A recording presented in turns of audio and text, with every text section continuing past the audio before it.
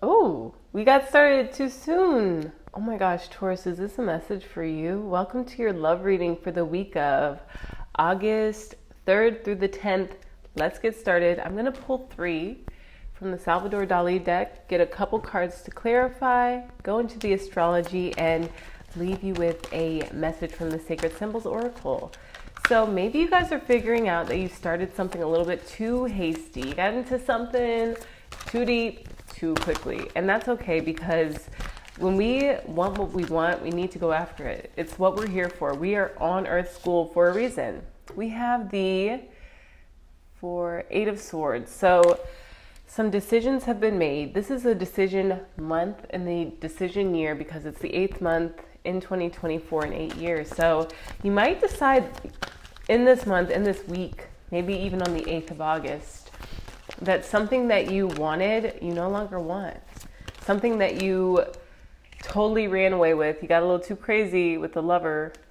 It went too far. And now you want your life back. You want yourself back. You want the version of you back that didn't know how to ask for what your heart wanted. Judgment.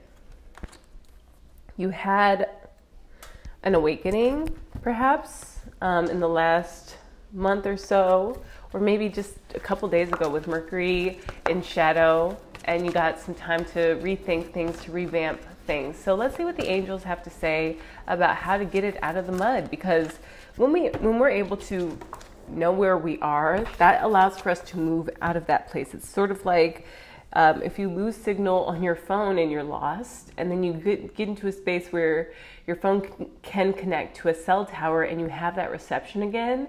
It might even be lost reception with your heart. You were so convinced and your mind was running the show, like you were caught up in the trickster energy of the mind and not necessarily the heart. But it feels like things started innocently enough. They started in the heart. You wanted something new with your life. You wanted something better. You wanted an update. You ended up with new life. You ended up with a new baby. And that's wonderful. Congratulations on your fertility. Congratulations on this light that you brought into the world. So let's see what the 8 of Swords has to say.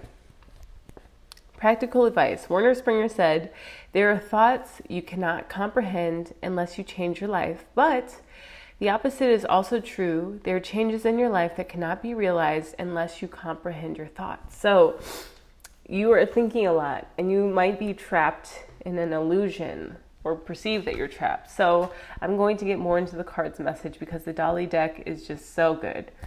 Spiritual life connects heaven and earth. All conscious thought and knowledge has a spiritual dimension that helps us recognize our own limitations and sense a healthy reality that is much greater than ourselves. The central figure in this picture is hidden by a butterfly, but her pose suggests that she is holding a child in her arms. Children symbolize everything that goes beyond our earthly existence. Our offspring and our metaphorical spiritual children representing new truths and realities. Beyond the boundaries of the ego, which we have the Queen of Fire and the Hermit.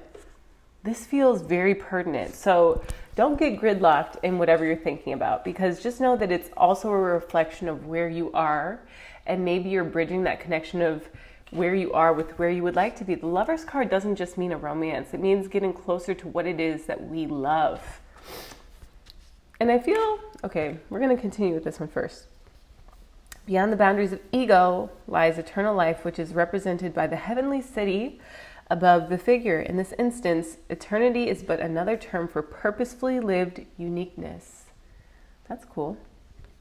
The card is saying farewell to castles in the sky and childish inhibition. So you might even be restricting yourself because you got so involved with a project, a person, a place, or a thing, or an idea that now you're inhibited from taking that next step to release you from the cage of the mind. But underneath it, you are the Queen of Fire who is doing this hermiting work to make sure that you're really clear on your next steps. So let's see what supports the Lover's card. I'm going to pull from the angels again. I wasn't sure. My whiskers are tangling on my face. So free yourself from all dependencies. The city or castle in the background symbolizes parental powers. Parents can influence you even from afar, a kind of remote control operating. This Knight of Fire is saying to update your settings, to allow for the new urges to have a place in the world. And don't be embarrassed. Don't be ashamed of what you love and how you want to express it, and taking that first best step. Because one thing I'm learning is that the more that I'm openly grasping who I am, the people who were not meant to join me on this leg of my journey are naturally finding people who suit them. And some of them are choosing to leave me behind. And that's okay, because I'm going forward. It's not like I'm just staying stuck, right? Awakening, have an awakening to this new passion, this new love. And it doesn't, again, it does not have to be with a specific person, but it can be. It could be a quality of someone that you love more and you want this other part of them to go away. But let's ask, what is this mirroring within you? Any shadow elements or tendencies in a loved one that you're committed to, what's it mirroring? We have the Two of Air. I think this speaks to that Gemini energy, this Mars conjunct Jupiter, this butting of heads, needing to be in command or in control of your daily life in a way that's almost debilitating. Because it's like, if we just let go and were to flow with our day, for instance, I decided to just get to my painting and then get to this, and then I have other things that I would like to get to do. And I'm so joyful that I get to do all these things in my day. But if I were to focus on a time schedule, a time frame, when really I don't have those, that's not my current life anymore, getting all caught up would just leave me more frustrated and less productive than just taking one step at a time, awakening to the purpose of that passion to make sure that everything's done, to fulfill my heart's needs from a place of empowerment and not a need to just be in command of everyone. We have Judgment and the Ace of Water. So it feels like someone over the course of this week, with Mercury going retrograde on Sunday, when these are live, we'll have someone present a cup to us. Maybe it's an offer, an opportunity. Maybe we are presenting, oh, sorry if I get some crackles in there. Maybe we're presenting a cup to what we love, in a way of engaging ourselves emotionally from a place of this clarity, this judgment, this desire to turn a page from our parental controls, from feeling like we have to be something to our parents when really we are just life through them. We are not their game that they get to play. We aren't just a console or like a chapter in their life. We are for the time that we are in their care and we're not able to take care of ourselves, Taurus. But after we sprout legs, can walk, can talk, that's when we need to start forming our own opinions, our own perspective. We have the right to see life through our own eyes. We have the right to not feel ashamed of what we love. We have the right to raise our standards, to raise the bar, to, ensure that we feel comfortable living our life as we want to live it. So in many situations, the Eight of Swords card should encourage you to withdraw for a while, but you got that Hermit card. Retreat or hide in a self-made cocoon like a caterpillar in order to get in touch with yourself and to generate new and original thoughts. Become the master of your life and the center of your world. Always remain in harmony with yourself. You will become comfortable and relaxed in everyday life when you reestablish your own way of thinking, acting, and desiring. Priestess. How are you being called to step up and lead, Taurus? While this doesn't necessarily have a lot of gushy romance in it, I am big on Leo season being the time where we need to understand how to romanticize ourselves in our life, because we can have the queen or king of our heart come to us.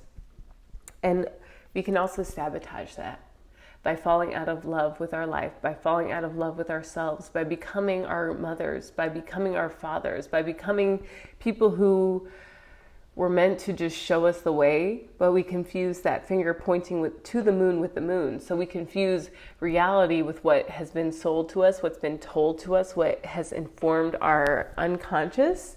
And a lot of work is required to unprogram your subconscious, Taurus, to get to the heart of the matter of what it is that you love, what it is that is important to you. I just want to pull a sacred symbol and then my wild unknown archetypes, just because I want to get this really clear. We have water. So that Eight of Cups, oh no, you guys got an ace. My pardon.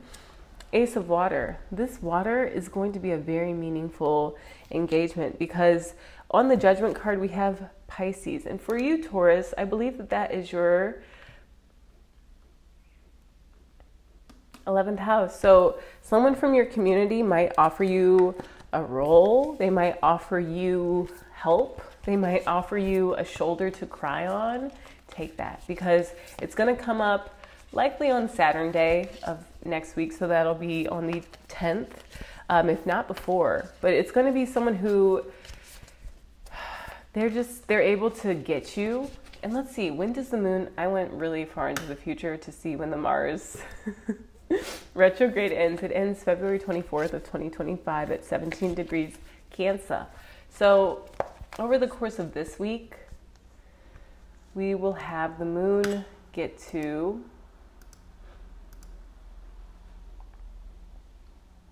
it's just going to get to Libra. There's a lot of void of courses, but while it's in Virgo, while the moon is in Virgo, we want to be sure, oh gosh, now I need to just triple check everything.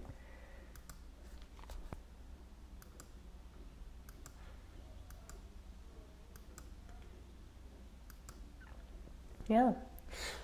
The moon will hit Virgo, cross over Mercury retrograde, and then it will put us in a position of better assessing how we make waves in our social groups, how we connect with people in our outer world who maybe we're admiring their work. Maybe it's someone who seems a little out of reach, but they end up reaching out because you reach within, you find your own truth. We have the seed and the warrior. So again, what are you being called to create? It's definitely something that's unique to you.